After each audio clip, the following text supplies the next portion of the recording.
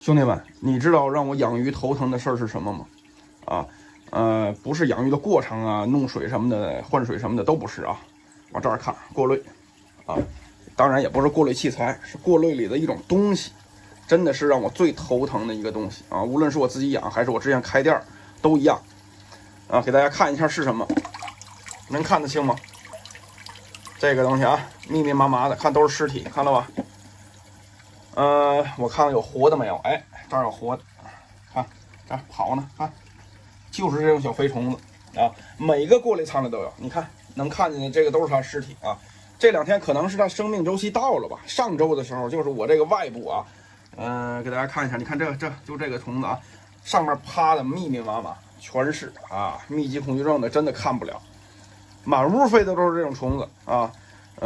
反正我这点倒好，因为我不在这儿住，这儿就相当于我一个仓库吧。相对来讲还是凑合吧，能忍受啊。但是有的朋友在家里肯定会遇到这种情况的，对吧？怎么办？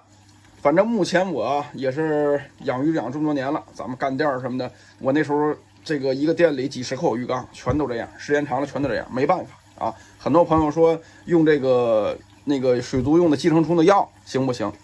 反正啊，我跟您说啊，我感觉没什么用啊。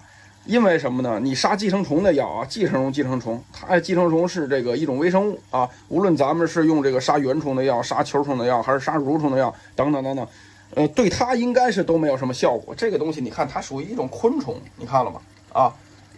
有膀有腿儿会飞，这个东西是一种昆虫啊。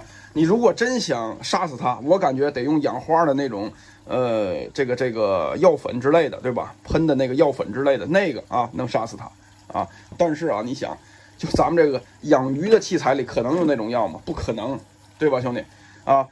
这种情况怎么办？没有太好的办法。我的建议就是勤换这个过滤棉嘛，对吧？勤洗啊，勤换什么的。时间长了，多多少少都会有这种情况。这个是小飞虫，还有那种小黑线虫什么的，蛋白虫等等，都是有这种情况的。养鱼嘛，没办法，这个东西是没法避免的，兄弟们啊。